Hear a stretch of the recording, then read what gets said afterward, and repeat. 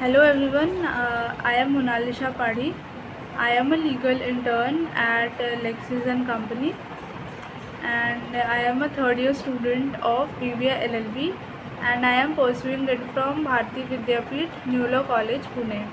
And today's topic is difference between legal and medical insanity. The concept of insanity differs from medical to legal, and it is not that every form of insanity or madness which is recognized by law is a sufficient evidence to excuse. A man may be suffering from some form of insanity in the sense in which the term is used by medical men, but may not be suffering from unsoundness of mind as described in section 84 of IPC. If the facts showed that the accused know that he had done something wrong, it did not matter how, though he might be insane from the medical point of view, he could not be exonerated under section 84. Medical insanity means the accused consciousness of the bearing of this act on those affected by it.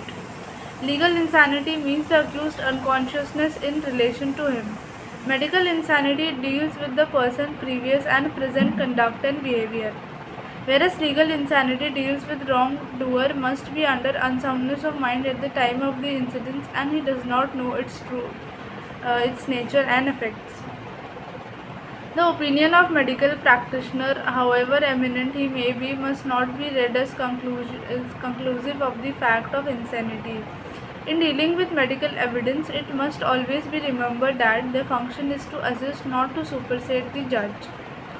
The medical witness states the existence, character, and extent of the mental disease.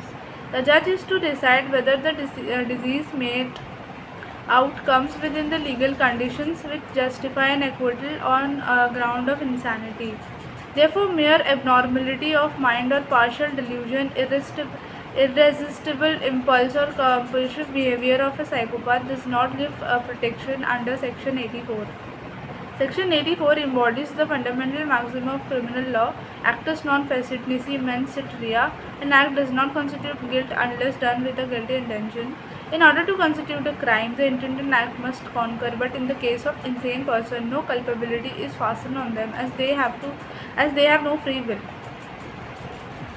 The person of unsound mind can be called as idiot. Idiot is such a person who cannot count correctly or cannot tell the names of days or weeks or his parents. Second is lunatic. It is a person who is permanently mad without any interval, is said as natural insanity. Non-compos mentis. If a person has become non-compos mentis due to regular illness, he is exempted from criminal liability. Fourth is disease of mind. If the accused is suffering from disease of mind at the time of commission of offence, he is entitled to get the exception of section 84. It is not enough to prove mere mental derangement or what is termed as medical insanity. The accused must show that his cognitive faculties were so impaired that he was deprived of the power of understanding the nature of the act or distinguishing right from wrong. Conversely, if his cognitive faculties are not so impaired as to make it impossible for him to know the nature of his act or that what he was doing was either wrong or contrary to law, he is not exempt from criminal liability. Besides, this state of mind must be proved to exist at the time of the commission of the act. Durham versus United States. The Durham test laid that the simple fact that a person has a mental disease or defect is not enough to relieve him of social responsibility for a crime. There must be a relationship between the disease and the criminal act such that the act would not have been committed if the person had not been suffering from the disease. The Supreme Court in Praveen Kumar Pal versus Union of India observed that depression does not qualify as unsound mind for the purpose of entitling one to the defense under Section 84 of IPC. Section 84 of IPC is based on the McNaughton rules. Smashing of head should seem like smashing a coconut. This is the level of insanity needed, observed Justice Narimal.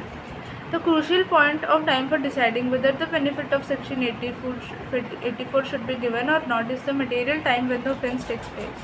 It is the state of mind at the time of the offence, neither before nor after the commission of the offence, which is to be determined. Although to arrive at the conclusion, the state of the mind both antecedent and subsequent to the event would be relevant. That's all for the topic today. Thank you.